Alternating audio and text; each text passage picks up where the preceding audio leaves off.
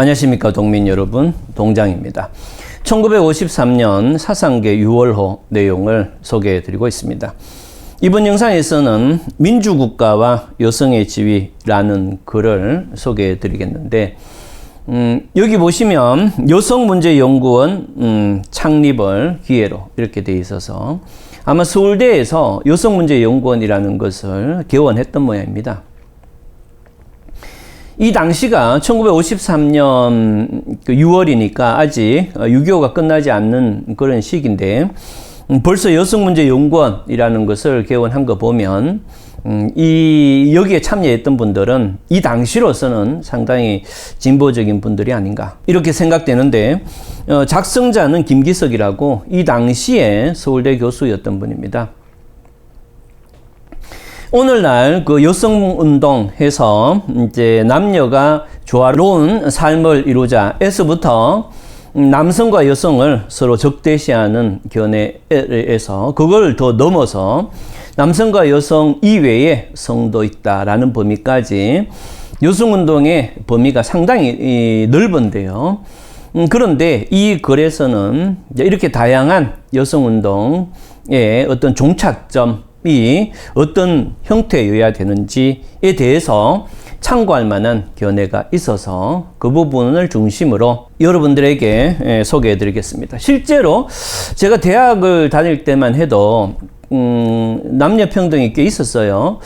그때는 법정 상속분이 남자가 1이면 여자는 아마 그 1의 3분의 1 정도를 이렇게 받게 돼 있었던 걸로 기억하고 또 혼인을 한 딸은 이제 부모님의 그 재산을 물려받지 않는 걸로 이렇게 돼 있었습니다. 그리고 이제 그 자녀를 키울 때도 남녀가 이제 함께 친권을 행사하도록 돼 있었는데 그 부모님이 이제 친권 행사에 의견이 다를 때는 남편의 의견에 따른다 이렇게 돼 있었습니다. 그리고 남자는 이제 호주로서 이제 호주 구성원의 거소지정권이라는 게 있어서 자녀뿐만이 아니고 여성도 남편에 의해서 거소지정권이 있었어요. 어디 살아라 뭐 이런 거를 지정할 수 있는 그런 권한도 있었던 걸로 제가 알고 있고 등등 이제 그런 것들이 1990년 94년, 97년 이렇게 해서 민법이 바뀌면서 거의 이제 폐지됐던 걸로 이렇게 알고 있습니다. 그러니까 여러분들의 지금 그 젊은 분들, 그 한 20대 된 분들의 부모님 세대까지는 법적인 불평등이 꽤 많았습니다.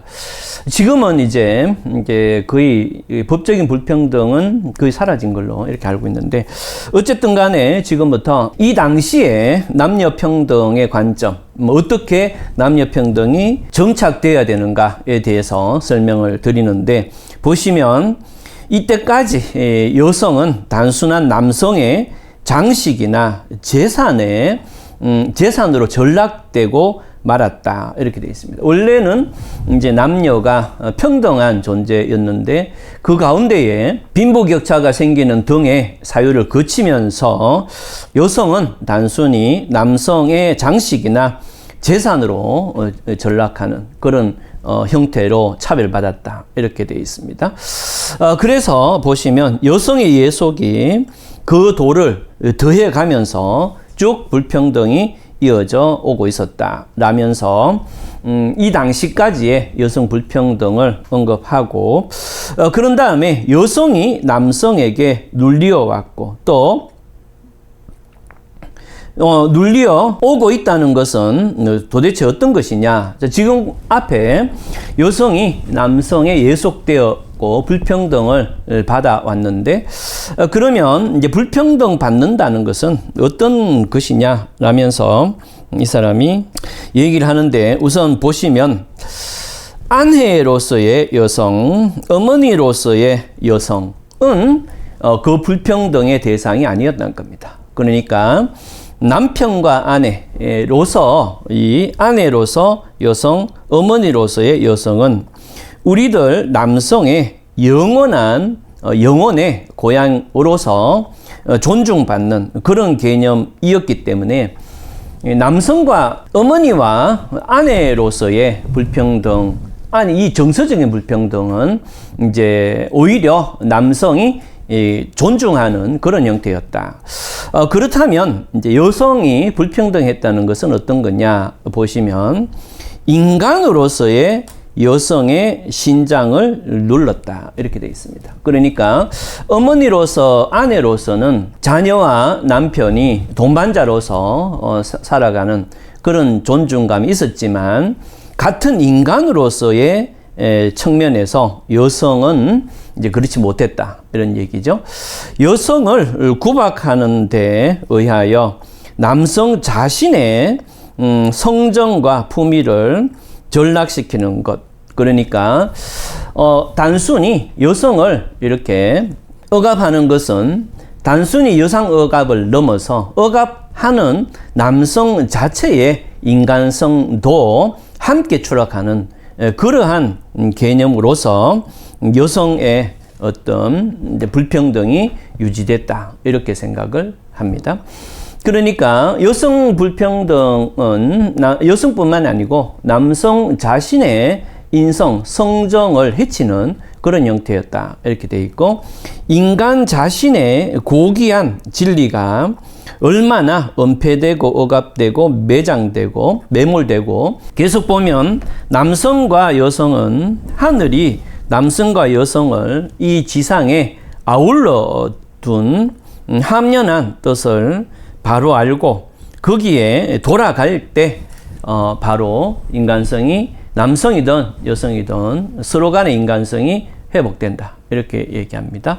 그래서 이 사람은 남성과 여성의 평등 기준을 얘기할 때는 여성과 남성이 하늘이 이 남성과 여성으로 낼 때 그 하늘의 뜻을 존중해야 된다 이렇게 얘기합니다. 남성과 여성은 물리치고 누르고 부리기 위해서가 스스로 서로가 있는 게 아니고 서로 돕고 일으키고 의존하고 배우고 함께 더불어 나아가도록 하기 위해서 하늘이 남성과 여성을 따로 둔 것이다 이렇게 얘기합니다. 남성이 여성을 누르는, 또 여성이 남성을 누르는 그러한 남성과 여성이 따로따로 갈리어 있고 또 교섭이 없는 사회, 이것도 바른 사회라고 하긴 어렵다 이렇게 얘기하고, 그런 사회는 병신된 사회여서 남성과 여성이 하나라도 존재하지 않는, 서로 적대시하는 그런 병신된 사회와 헤어져서 남성이 여성을 돕고 여성이 남성을 일으키는 사회, 남성이 여성에게서 예지를 빌리고 여성이 남성에게서 그 실천을 배우는 이런 사회가 남성과 여성의 평등한 사회다의 모습이다 이렇게 얘기하고 있습니다. 수많은 여성들이 있으니 어진 아내, 어진 어머니로서 사랑과 경어와 고생과 인내 속에서 일생을 마쳤다. 이건 무슨 말인가 하면은 이 인류가 주로 이때까지는 남성의 이름으로 쭉 이루어진 듯이 보이지만 실제로는 수많은 여성들이 아내로서, 어머니로서 그 인내 속에서 함께 이루었지만 그 여성의 이름이 무명이었을 뿐이다 이렇게 되어 있습니다.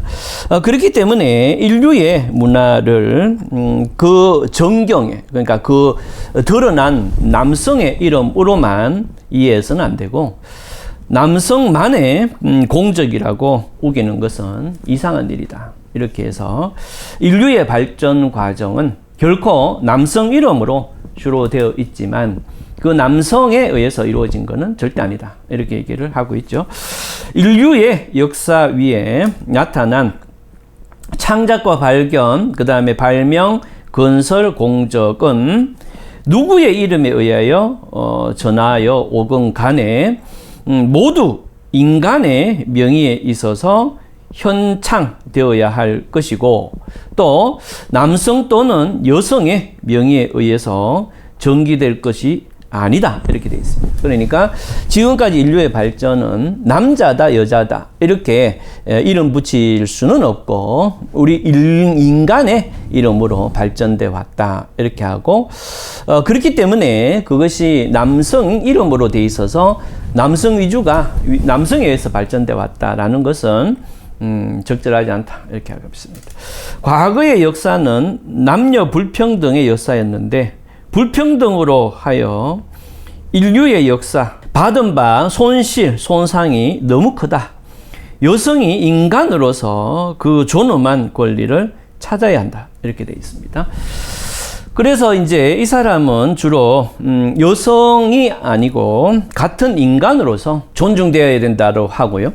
여성들이 미는 것과 함께 밀리지 않으려는 것 또한 자연한 형세로서 거기에는 심한 충돌과 혼란이 올 따름이다. 이게 무슨 말인가 하면은 오늘날 이제 다른 성을 적대시했을 때 좀 문제가 된다는 얘기입니다. 그러니까 남녀가 평등해야 된다라고 하니까 그것을 밀어 제끼는 걸로 착각을 하면 안 된다. 이런 얘기죠.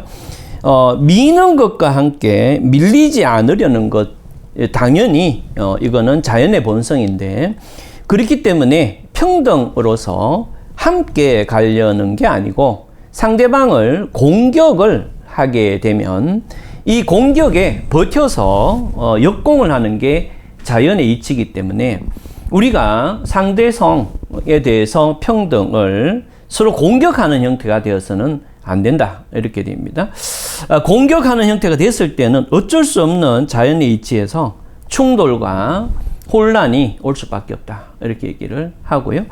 남녀 평등, 여성 해방은 이 같은 단순한 어떤 분란이나 상충으로 해결될 수가 없는 거다. 이렇게 얘기한 다음에 남성과 여성 사이에 진정한 평등이 보장되기 위해서는 다음에 세 가지가 있어야 된다. 이렇게 얘기합니다. 그러니까 이 사람은 이제 그 극단적 그 여성 운동가의 미리 예견을 한 듯이 얘기하고 있죠. 너무 지나치게 상대방의 성을 공격을 하게 되면 오히려 혼란을 오니까 다음과 같은 세 가지 기준을 참고해보자 하면서 얘기하고 있는데 남성과 여성이 같은 품위를 가진 자로 인정을 해야 된다. 이렇게 얘기합니다. 그러니까 남성도 여성도 인간으로서 동등한 성품을 가지고 있다. 자, 두 번째, 남성과 여성 앞에 같은 일터가 열려야 된다. 이렇게 돼 있고 평등한 직업, 그 다음에 마지막으로 남성과 여성에게 같은 일이 맡겨져야 하고 남성과 여성은 그 몸생김과 마음가짐이 서로 같지 않은 면이 있는데 그러나 이것은 하나가 다른 하나를 기다려 함께 더불어 빛나고 또 내어 뵙기, 그러니까 능력을 떨치기 위한 그러한 형태이기 때문에 남성과 여성이 차이가 있다 하더라도 그 차이는 서로가 서로를 도와서 기다려주고 인내해주고 하면서 더 나은 형태로 가는 그러한 하나의 요소이기 때문에 결탄코 하나가 높은 자이고 하나가 낮은 자라는 개념을 가져서는 안 된다. 이렇게 해서 첫째는 남성과 여성을 같은 인간으로서의 품성으로 대해야 되고 모든 직업이 남성과 여성의 평등 앞에 놓여져야 되고 그 다음에 서로 차이가 있다 하더라도 그 차이를 더 낫다 못하다의 개념이 아니라 서로 보완해주는 그래서 인간이 서로 앞으로 나아가야 되는 그런 개념으로 이해해야 된다라고 하면서 글을 마치고 있는데요. 이 뒤에 이제 여러 가지 얘기를 쭉 하고 있는데 결국에는 아까 말했던 그 개념 남녀가 평등을 추구하는 것은 분명하지만 같은 인간으로서 평등을 해야 되지 적으로서 공격하려는 개념은 더 혼란을 갖고 온다. 이렇게 해서 남녀평등의 기준을 나름대로 제시하고 있는 걸 봤습니다. 자, 그러면은 이제 다음 영상에서는 국문학에 나타난 국랑기의 편상 이렇게 되어 있는데요. 여러분들 이제 그 사상계 제 영상을 계속이나 혹은 틈틈이 보신 분은 좀 느꼈는지 모르겠는데 이 사상계가요, 뭐를 굉장히 싫어하는가 하면은 조선의 역사를 아주 싫어합니다.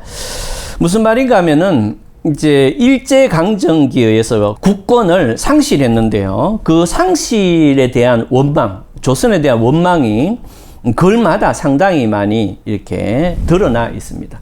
지금 여기에 국문학에 나타난 국랑기의 편상이라는 글은 바로 그 조선 병자호란 당시에 조선의 왕과 관리들이 얼마나 멍청했느냐에 대해서 그 여러 가지 작품들을 가지고 이제 비판을 하고 있는 그런 글입니다.